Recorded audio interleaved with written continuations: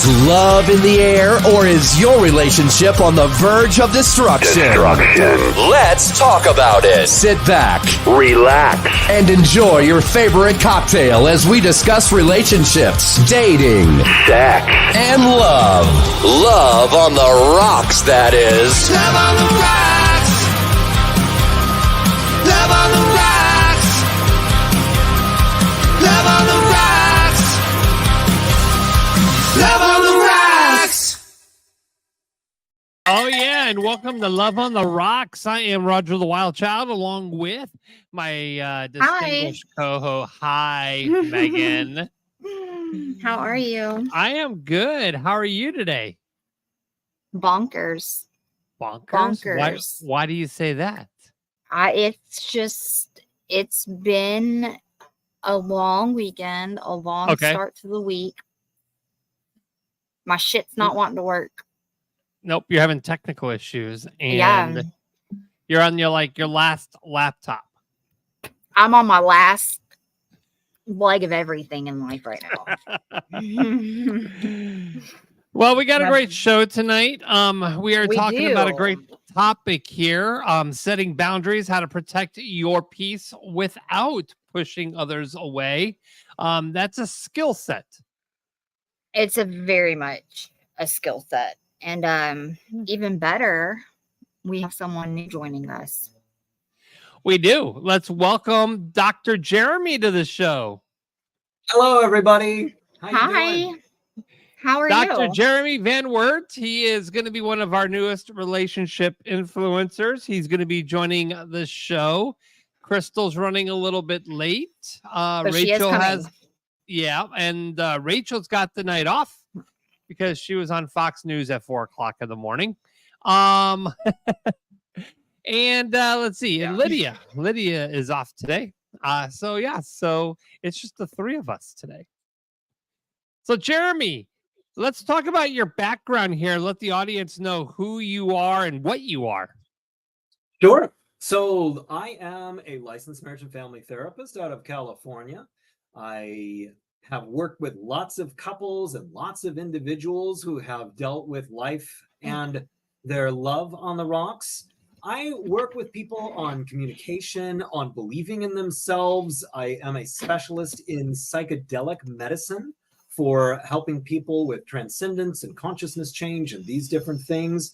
And I also do life coaching throughout the world where I can help people really hone in on what their goals are, what their values are, and so that they can get where it is that they want to go. Because right now there's a lot of people who are trying to change their reality, go from maybe corporate America into something more in keeping with their real values and so forth. So I just work with people and I help them getting to their highest potential. Yeah. What is this psychedelic therapy you said? Yeah, so unfortunately, we've missed out on about 50 years of the research and work with people that we should have been doing. But psychedelic medicine is something that goes back in human history, tens of thousands, hundreds of thousands of years. Plant-based medicine has been something that people have used for transcendence. Yeah, I'm that. That's all you have to say is pot. There's a light bell that went off in her head finally.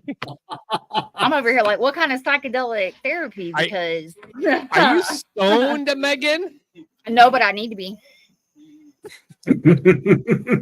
I should be. If it's therapeutic, I'm all for it. Yeah, in the right kind of therapeutic environment, it can really help people improve their connection with their hearts, their connection 100%. with their 100%. Yeah. Right. Well, I'm so glad you joined us and you're going to be with us. We're a lively bunch. We're a lively bunch. Yeah. Is that your kids in the background, Megan? Shut up, y'all. A couple of us are a little bit more wilder than others, if you get I'm picking up what I'm putting down. But we're a fun bunch.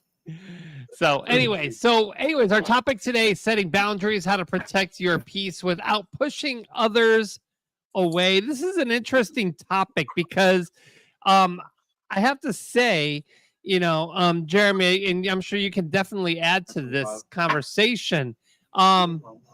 People in a relationship need to set boundaries and be able to know what lines they can or others can cross or not cross.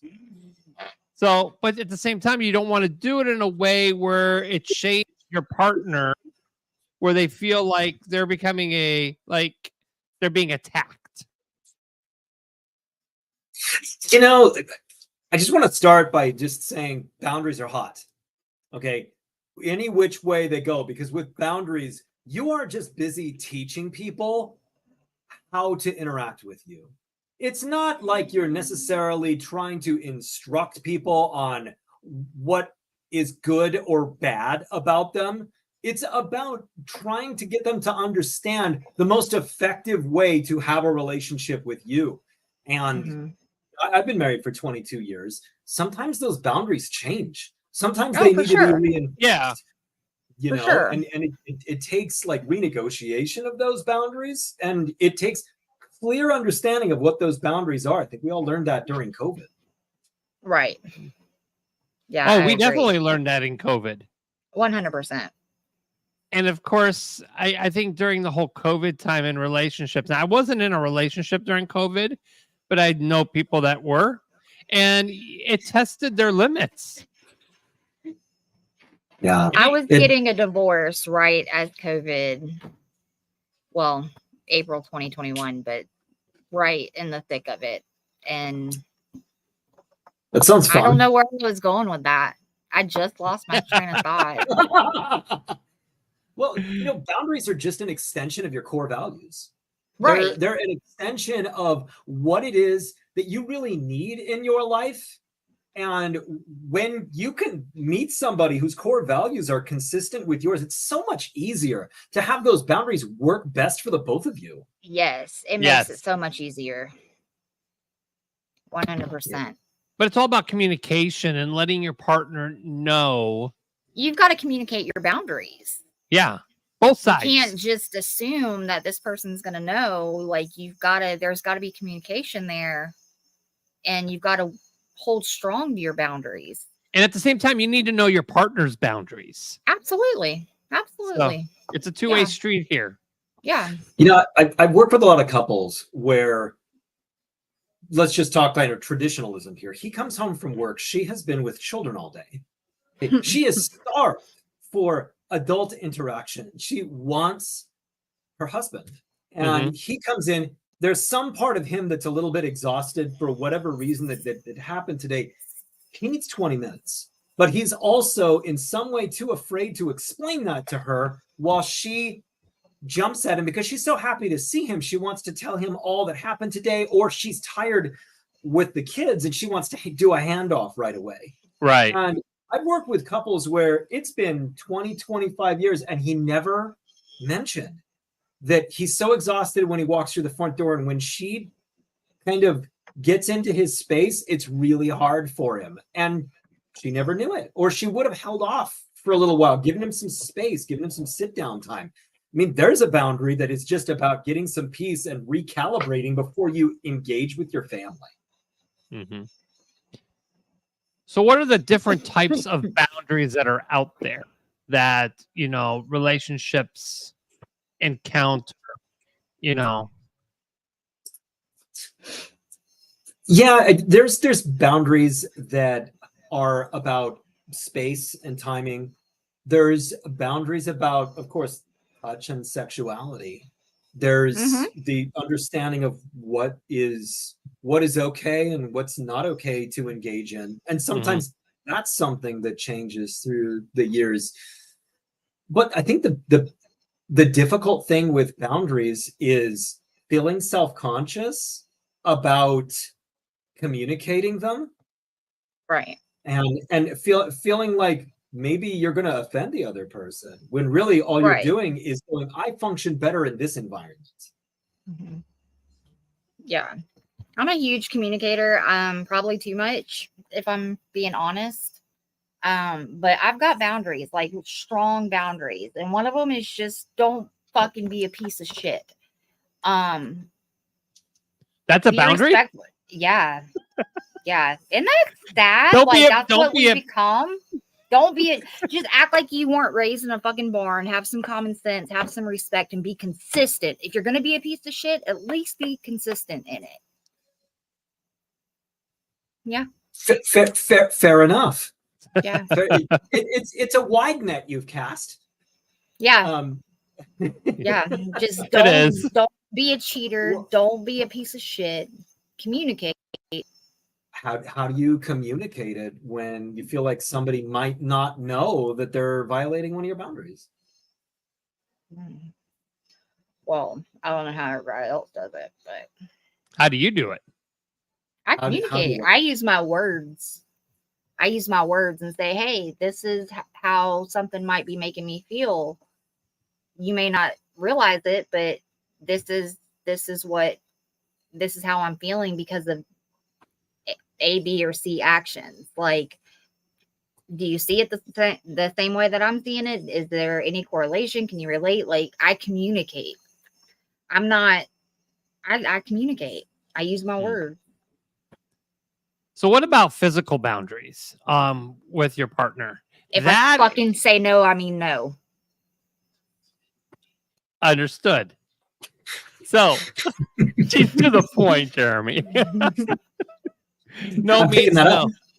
But you know, where do you draw the line when you're in a relationship with somebody and like you're actually in the relationship and then they want to be physical and you don't, but you know what, and you guys have like your own needs that you need to meet.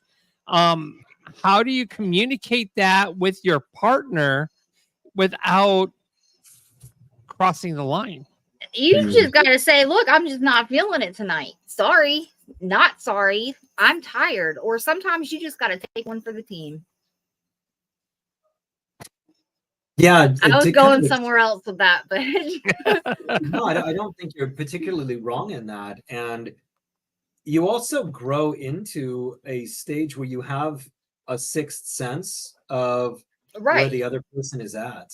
Right. You know? And especially intimacy, I would think, you know? Yeah. Yeah. And, you know, and physical boundaries, there also has to do with your stuff, your physical belongings, you know, and it has to do with how much space that you occupy in a living space. I'm a superhero, Susan. Yeah, Susan on Facebook says that was quick, Meg. I mean, she's just... I'm not wrong. When I fucking say no, it means no, and that's my boundary. Yeah, it's something that I think can come to a point where you have enough comfort with each other that the boundaries can get unspoken, but then there is the danger that they become so unspoken that you don't speak up for yourself. And you know, then one person becomes starting to be codependent because they're trying to adhere only to the boundaries of the other person and not assemble the boundaries that they have for themselves. Right. For instance, I'm going to always stop everything I'm doing whenever it is that you ask me to do something. Okay. And so whenever I'm engaged in something and my wife asks me to do something, am I going to consistently stop what I'm doing to do that? Or do I enforce my own space to keep doing the thing that I'm doing and get to what she needs from me later, depending upon how urgent the thing is?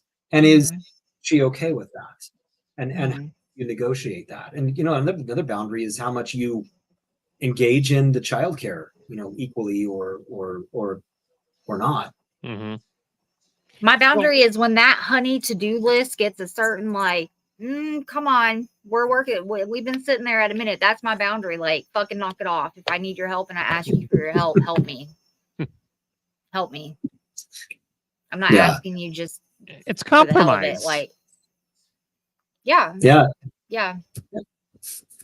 know. And how is it that you compromise, Megan? Oh, well, Megan compromises. Well, Yeah, I'm hearing a do lot compromise. of I know I do, but I've got some really, if I feel strongly about something, I'm not gonna budge. I'm gonna stand strong. I'm gonna Evan, my dog. I'm gonna stand strong on what my feelings are, and I'm really hard headed when it comes to that because I don't compromise. I will not give in. You can talk till you're blue in the face and gasping for air, and I'm still gonna argue my point and why I feel so strongly about it. And that's a flaw. It is a flaw. And It's a flaw. you should be open enough to understand what other people's point of views are. Oh, You have I'm a right open to it, but I still feel strong about my point of view, and I'm gonna make until you understand why I feel so strong about it. I'm not gonna shut up. Well, that's definitely truth about Megan, though. She definitely won't shut up. So we're talking about pushing people away and not pushing your partner away, but setting the boundaries. And yes, people have verbal communications, but sometimes people don't know how to verbally communicate. So how do you not push your partner away? What other areas can you set the boundaries with your partner if you guys aren't able to verbally communicate? And that's a downfall if you can't verbally communicate. But That's the make or break for me, though. If you can't verbally communicate, I don't know how else. You know, there's an old adage: we don't fight in front of the kids. Yes. And I think that's actually a fatal flaw. I think people should fight in front of their kids. Really? Yes, because you're teaching kids about the power of conflict resolution. You're teaching your kids about compromise. You're teaching your kids that we can be angry now and we can be fine. You're teaching them how to actually work something out. So when I say fight, I mean disagree. I'm not talking about. Oh, you're not talking about like throwing bows. Okay, because I was about to say I'm not agreeing on that one. Hey, I'm gonna give your dad a bloody nose, that little motherfucker. That's and how we're all gonna have casserole for me. So I genuinely was like my mind went to a different, in my mind, the arguments I'm used to in my past from like my ex, it wasn't a fight suitable for a child of 18 years old. Certainly not my 14 and my 12-year-old. Of an actual just disagreement and not seeing eye to eye, that I agree with you. It's perfectly healthy to let a child see that. But in this house, like a full-blown, my kids probably don't even see that. Yeah, body slams, no. Statements of value, yes. Yeah, absolutely. What I often find with couples is that they've never been kind of put through a structured, how do we have a beginning, middle, and end discussion of something? Right. I have couples face each other and I have them repeat after me, like, I love you because, I love you because. I sometimes feel upset because, I sometimes feel upset because. I can see your point because, I can see your point because, and do this kind of like positive statement of acknowledgement, and here's why I feel upset, and then positive statement of acknowledgement, and have them have that conversation where they're like, I watch them build the skills to be able to have these disagreements. It's so important that communication that you're talking about, Roger. It is a thing that a marriage cannot be successful without. Right. I agree. And when I was going through my marriage counseling, they sat down with me and my ex-wife and they said, you know, you need to express how you feel. You have to say, I feel that you did this, not you did this. I feel, because that's just your opinion. That's how you're feeling. And you have a right to feel what you feel, but that may not be exactly what's going on. So instead of just accusing somebody of doing something, you use the words I feel so that way they know that it's coming from you and you're not just in there pointing fingers. Right. Yeah. And I find when you say, you know, don't use you language, use I language, people have a really hard time with that. They get halfway through their sentence and then go, oh, no, that was going to be a you thing. And they have to reset themselves because they're so consistently blaming. Right. You know, pointing the finger at that person. It's all Yeah. your fault. This would not have happened if you did this. We would have stand had that. dinner on time. We would have blah, blah, blah, blah. I cannot stand that. Yeah. And I I cannot mean, that's stand kind of it. a boundary right there, you know. I'm going to stay on my side of the fence on this discussion, and I'm going to say, how does this make me feel? Why do I feel upset? Not what do you need to do? Why do I feel upset? Right. So, guys, feel free to throw your comments in the chat if you have a question or a comment about our topic today. We have our newest relationship influencer, Dr. Jeremy Van Wert. He'll be joining us on various episodes throughout the season. So definitely like to hear what you guys have to say and see what your guys' thoughts are. So, Jeremy, bringing you onto the show here, obviously just catching you up. We're like a hangout show. I mean, we just kind of shoot the shit and, this is, we talk about the topics and we all have our views. We agree, we disagree. We have our own boundaries, within the show. Respect each other's feelings, or their thoughts, their Unless opinions. you're fucking your cousin. I don't agree with that. Sorry, not sorry. Boundaries are crossed. Boundaries are crossed. In every which way they are. I'll never shut up about that. Anyways, so I apologize for Megan. She just can't keep her mouth shut. I don't agree with fucking your cousin. I'm missing context here. So Rachel fucks her cousin. True story. First cousin. Okay. That's old. That's yeah. So anyhow, but yeah, so going back to boundaries here. Okay. So we're talking about relationship boundaries. Let's talk about other boundaries, other non-relationship parts, parents and children. Okay. Where are the boundaries that you set for your kids instead of, so you're not shutting your kids down and where they're hiding in the dark, where they're like in their closet, just kind of like in their rooms, not like communicating, but yet you want to go ahead. Yet you want to set your boundaries with your children as a parent, but you don't want to feel like you're attacking the kids. And that's a different type of relationship that, or a different angle that I want to go with. I'm a firm believer, and this works with just my boys and I. I literally treat my boys with the same respect that I expect them to treat me with. I don't treat them as if I'm higher or above them, even though I am their parent. They know to respect me because I respect them. I let them know constantly, like, I'm a safe zone. You can talk to me about anything at all, and I may not disagree with it, but we're going to get through it. But I don't know, I'm just a big believer. I treat them with the same respect, and it works. It's worked for 21 years. But there's that, like, let them raise their voice at me and start slamming doors, and those are my boundaries. But it very rarely gets like that with my kids, to be honest. I've never had them push.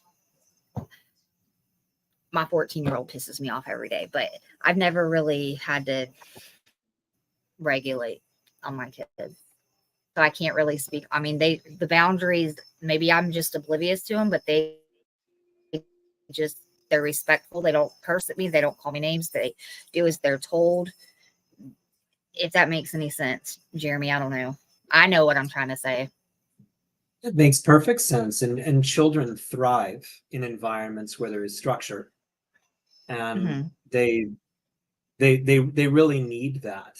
And you can see the difference between a young person who's grown up with those healthy boundaries. Right. And, we get up at this time and we go to bed at this time, and, we have family time at this time. And you see the adjustment of that child For sure. they're more resilient and 100%. they're much better. Yeah. It's always worked for me. My kids are the most respectful, even outside of my home with their friends, parents, their friends, strangers. They have manners, they have respect, and it's a safe, my house is a safe zone, and I'm not over them, and I don't hold the power and treat them like you do as I say and not as like, no, I'm setting that example, and I'm going to respect them in the way that I want them to respect me, because let's be real, if I have no respect for them, you really think they're going to give a shit about a boundary at the end of the day? They're not. Well, I came in at a really good part of the conversation. Yes, you did, Crystal. Hi, everybody. Hi. Hello. Sorry, baseball kept me away for a minute. It's all right. Life happens. I feel you. I had to, make sure that was my priority, because boundaries. Yes. Boundaries. Here we're talking Good one. about this thing today. Yeah. So I'm taking it I missed some real good conversation there, because that was pretty passionate. So we were talking about relationship boundaries, and then we just brought up boundaries between parents and children. Another angle of boundaries here. So it's funny you should say that, because I have found the boundary of mine that gets pushed or crossed the most when it comes to dating is my time with my child. Yes. Family first. That's the most important. Exactly. Oh, for sure. Because and a lot of people partners- don't respect that in a relationship. And I'm not going to say guys, I'm not going to say girls, your partner. Sometimes you have a partner that'll sit there and go, I want you to spend more time with me. And then you're like, no, I got to spend time with my kid. They're more important. You're secondary. And they have to understand that boundary. Yeah. That is a hard pass for me. Mm-hmm. And you got people that'll put their kid off to the side for their partner. And that's completely wrong. Yeah. It's disgusting. Yeah, that's a no for me. Yeah, that's a hard no. I also look at, though, if the other person's a parent as well, if they're sacrificing all of their time with their kids to try to do something with me, because that's like a red flag. That's a huge red flag immediately. Yeah. If there's a person out there and they're finding every reason in the world not to spend time with their kids, even, and especially the parents that only get an allocated time with their kid, and they like a custody issue. Right. Yeah. My kid on the weekends. And they're spending that weekend. Yeah. And grandma's got the kid, and mom or dad, whichever, is nowhere. That's a massive red flag. That's a hard boundary. Like, no. So that is one boundary, though, that I will say, while I'm a little nervous at communicating some of my boundaries, that's one that I have like no qualms about being like, this is it, period, the end. Right. And my people pleasing tendencies don't, come forward, because that's the one that I'm like, no matter what. Right. Do not pass. What are your guys' boundaries? Your like hard, like do not pass boundary. Oh, you missed this, Crystal? Yes. That's what I said. I missed a good conversation. You did. You should not have gone to baseball. I said my hard pass is I don't fuck my first cousin. Okay, moving on. Crystal, I was waiting on a response from her. That's the only reason I said that. I'm trying to be very demure. Anyhow. Really mindful. No, I don't know. A big boundary of mine is consistency and communication. Like there's that boundary. If you can't communicate and you're not consistent, like that's a really strong boundary of mine. I can see that. Yeah. Jeremy, what's your boundary? I'm just sitting here thinking of it. Like the one thing that really is my thing is sleep. That's a good one. I Amen. need my sleep, and it's so terribly important to me. And That's a I'll wake good up one. obviously in an issue of an emergency or something like that, but unnecessary wake ups, and I get a bit grouchy. And and that's a good point, because you think of boundaries and like relationships of all sorts, but you don't think of boundaries when it comes to yourself and like personal health and getting sleep. You got to have boundaries for yourself. Right. Not talking about a relationship with somebody, but like you have to have just your own boundary. Yeah, right. for sure. Yeah, for like the sleep thing. I never even that would have never crossed my mind in the least bit of thinking of boundaries, even health wise, just for myself. And Lord knows I probably should, but I don't. So that was a good one. So I would say probably one of my boundaries is everybody who knows me knows I'm a workaholic. I work around the clock. I do everything like that, and I have to make time for my kids, and I feel like I lack that sometimes, just because being a single dad, and that's what I gotta do. It's like although everything's on my shoulders, but sometimes you just gotta take a time out and say, you know what, it's not about money today. I can't make the money right now. I need to go and dedicate some time with my kids. I'll come back to the money, because the money's not going to go anywhere. Right. Money you can constantly make money 24 hours a day, 7 days a week. There's always a way to make money. There's you not can't get enough that time back. Exactly. So, right. And I think that's where I kind of force myself to make sure that I have that boundary where I take the time out from working and make sure that, I give at least some type of quality time with my children, even though I'm working around the clock. So it's, it's kind of it's a challenge, and I'm not perfect at it. But I do everything to make sure their needs are met, and they know it. So they understand what I do, that I'm just not out partying all the time and never home for my kids. If I'm not home, it's because I'm 9 times out of 10 making money. And now that I'm working from home during the day, I am more involved which is nice. That's what I like about working from home. But yeah, you just gotta make them feel important. Make them feel like they're a part of something. Oh yeah, for sure. Yeah. Have you guys ever come across any, I would say, I don't want to say like weird boundaries, but like odd boundaries that other people have set that you're like, I'm just going to walk away? Oh my God. I know I got some good ones. Only Megan would. I know I do. Because when I started doing, comes to mind instantly. When you think of that example. Oh, there's so many. I'm trying to think of the best one. There's so many. Crystal, turn down your speaker a little bit. Who? Me? Yeah, Crystal, turn down your speaker a little bit, because I'm getting a little humming. Is that better? Yeah, there you go. I just had to push you away. So what can often create like, I'm sorry. What can often create like strange boundaries is trauma. And particularly trauma that somebody hasn't necessarily explained or is not able to access or explain. And it can be really important in a relationship to talk about, a lot of first responders have a lot of trauma. Yeah. And it's complex PTSD from lots of stuff that they've been involved with, and it affects their mindset, their mentality, all these sorts of things.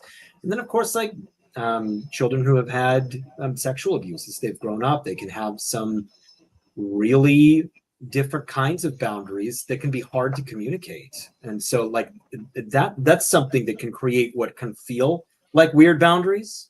But how do you go about setting those boundaries when you can't communicate, especially in that scenario? So vetting it as like a partner. You fucking say no. A lot of people have a hard time saying no. Yeah. Mm-hmm. This is true. This is true. Very much so. Yeah. It sounds so much easier than to do. 65% of women report that they have trouble saying no to others, and surprisingly, 49% of men. That number was a lot higher than I thought. But so if you have trouble That saying is a no, lot you're not higher. alone. Mm-hmm. It's a lot easier thinking, oh, just say no. But a lot of times, maybe I'm just a people pleaser. I don't know, but it's difficult to say no a lot of times. One amazing thing that I've heard, and I don't know where I saw it, and I have to tell you the source. It actually came from the Olsen twins. Oh, Yes. really? Okay. How But this is the best thing I've ever heard. No is a complete sentence. I knew I loved them. Like, I love them. dang, it is. Like, It really is. and it's very hard, I think, a lot of times to rationalize, like just saying no and like walking away. And because you always want to be like, no, I got blah, blah, blah, blah, blah. And like everybody always wants to explain it away because you don't want to be the bad guy, right? Right. Yeah. No itself is But a no is complete the complete sentence. sentence. Yep. That I love that. Yep. I'm You don't so need to glad add you on all said this extra stuff. No means no. That's just how it is. And then you could, Right. then you can go, hey, I feel like you're not understanding where I'm coming from, or why I don't understand why you're saying no. Can you please clarify that for me? And a lot of times I'm sorry, but I just would, because I said so. because I said so. That's not the right communication. I get it, but No. that is what I. Well, in that case, Because I I'd say said you so. don't even need it because just Right. no. Right. Yeah. Just no. Like there's just some No instances period. because No I said exclamation so. mark. Like I just because I no. As a people pleaser, it's hard to just be like, no. Like Mhm. I say, I'm like, it's the coolest thing I've heard, but putting it in action is a whole It's difficult. Yeah. It really is. You know, No. Roger, one of I Oh, go ahead. I'm sorry, go ahead. I'm on a Crystal. delay. I was gonna Oh, say the other thing that the whole like people have a hard time saying no is the percentage of people who consider themselves people pleasers also kind of goes along same numbers, give or take. And surprisingly, though, it was 67% of women and 58% of men consider themselves people pleasers. Really? Really? What do you Leave think it about to our that, stats Jeremy? girl. Do you agree?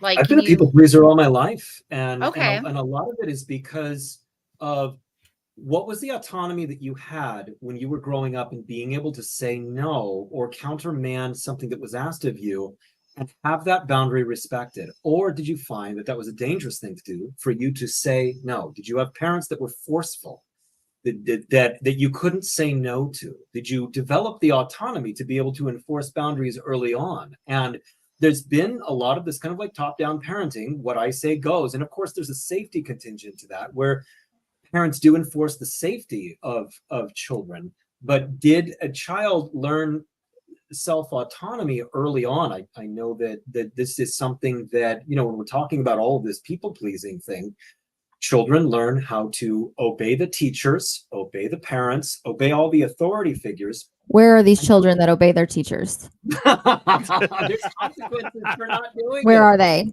They can join my class. All of them. Sorry, I had to. It's been a long Monday. Okay. Absolutely. But a lot of that is what creates the kind of people pleaser thing. And one of the things that you were talking about, Roger, and I think is a really interesting thing for you to bring up, which is boundaries with regard to work. And is it a warning flag early on in a relationship when you're dating a person who cannot put a boundary between them and their employer's demands or the work that they have? Is huge, because people feel like, okay, I'm going to use this as an example. Like, say I work at a business that, demands more than just 40 hours a week. And then the boss says, I need you to do this. I need you to work overtime. I need you to do this.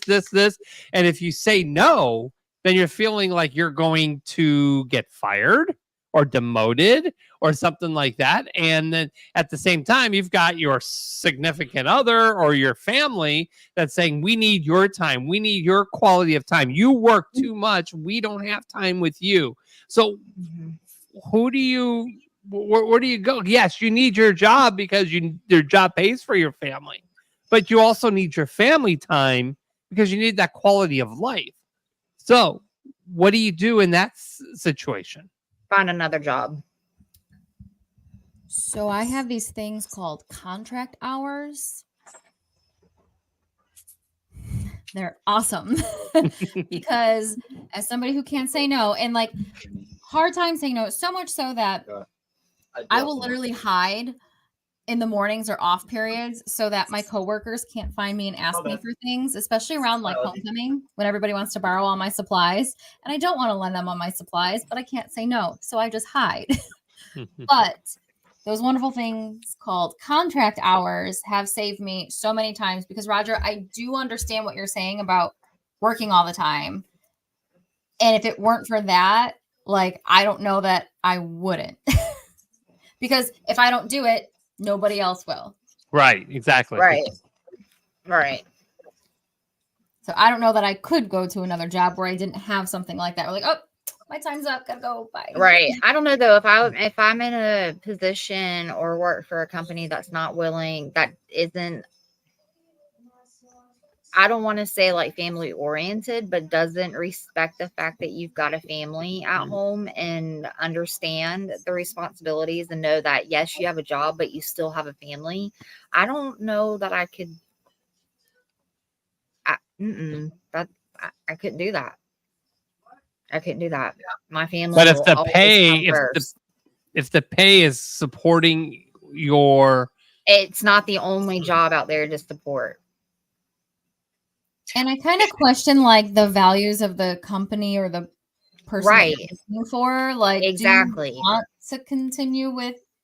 Exactly. That's what I'm saying. Like the core values, like, is that really somebody you want to work for and represent a company that like that? Like, I don't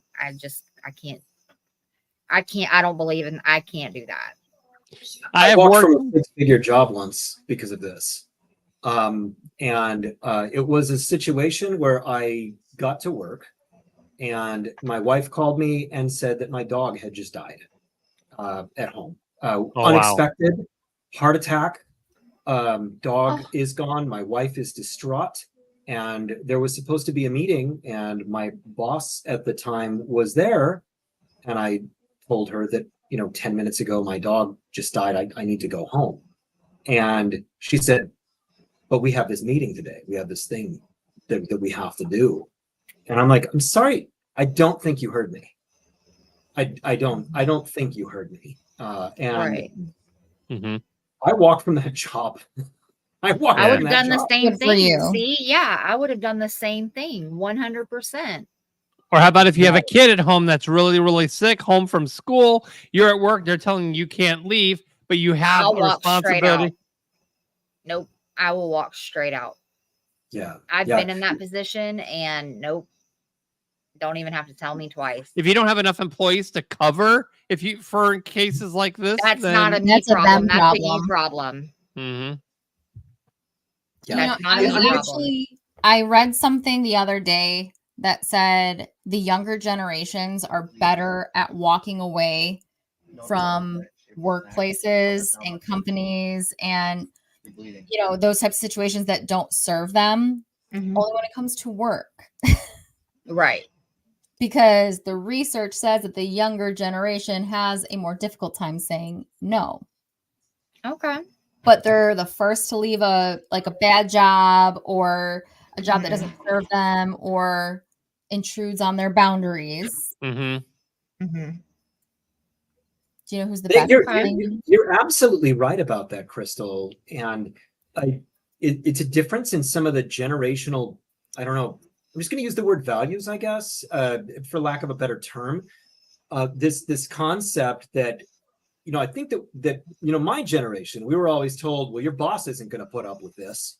And your boss isn't going to, your boss. And so I think that we internalized a lot of, well, our bosses are going to treat us like garbage and we're just going to simply accept it. And I don't think that your Gen Z has the same view of that kind of thing being how to get ahead, because there's a bit more of maybe confidence in, you're going to leave this thing and you're probably going to fail up.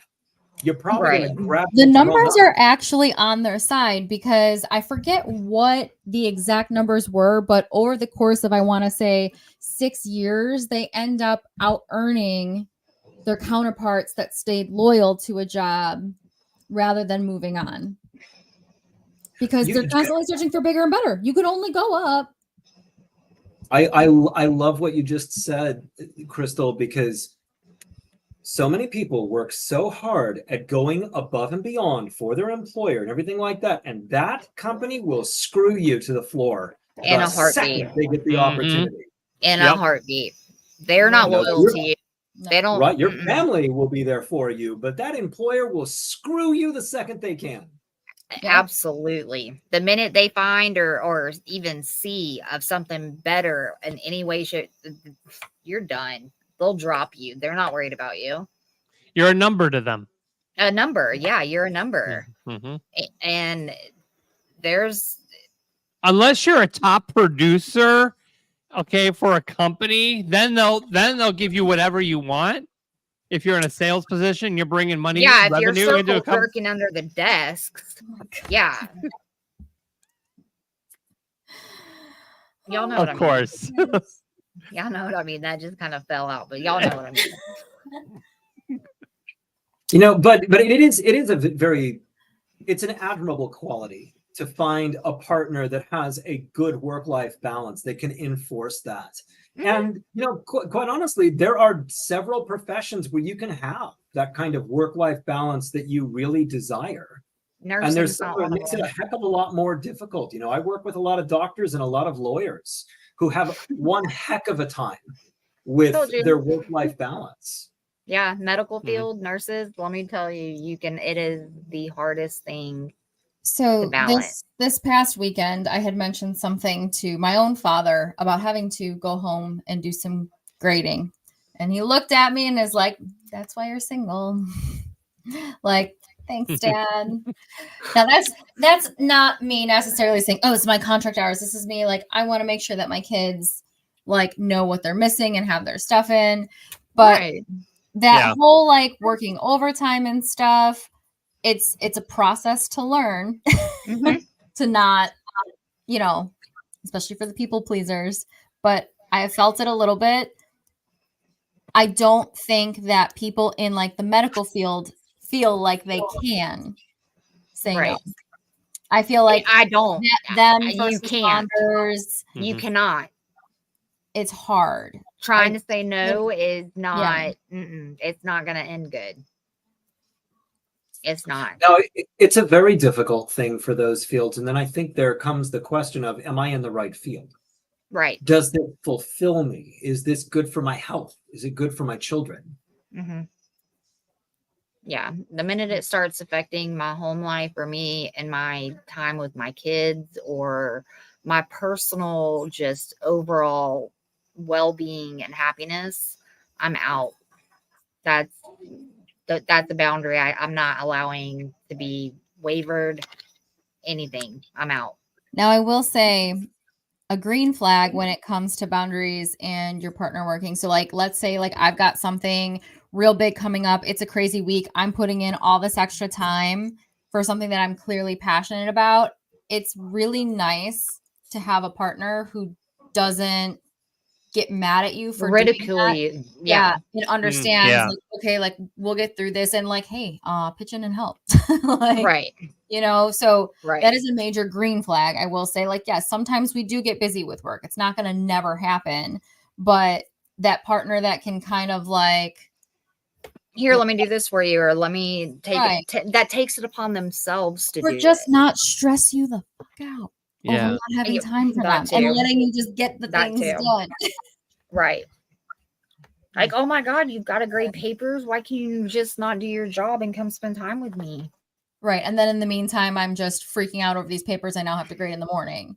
My stress level doesn't go down Right. Right. So they no respect to what you have to deal with. You have to respect the boundary of saying, okay, so if after hours I am doing work from 8 to 10, I'll come home, we'll do dinner, but I have to grade papers from 8 to 10 tonight because that's part of my job. Then after 10, I'm all yours. Right. Set those boundaries, set those expectations. That way your partner understands, okay, Crystal's got to go and grade. We're gonna come home. We're gonna have dinner as a family. She's got to do her whatever, and then we're gonna have our quiet time from 10 to midnight, and watch our show or whatever the case may be, And that way, if you set the boundaries and know what the expectations are, let you know what the schedule is for the day, your partner's not sitting there going, "Well, when are we doing this? When are we doing that?" You're Right. communicating that and letting them know because honestly, when you're with a partner, they still, even though you guys are together as a couple, they have their lives to, Right. their structure and you have your structure and you got to figure out how to intertwine the two. Right. I think that's a good point. Like, you also can't be so lost in the coupledom that when your partner has to put in extra hours at work, you're not like pestering them. Like, what are we doing? Like, when are we spending time together? I mean, other than it being a major green flag to just be chill and supportive of them, it's nice to not be pestered or made to feel bad because I have this, big project or whatever, or you have to put in overtime 1 week for whatever reason. But Right. This is my lunch break. This is when we could talk.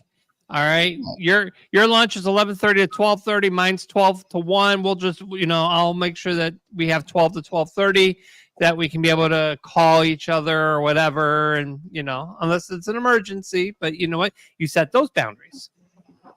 right. Or I if just it's think in a good relationship, that's going to be without knowing. Like, you're just going to know, hey, Right, girl, exactly. let me just pick up the phone For and be sure. nice. And, hey, how's your day? Just thinking about your time.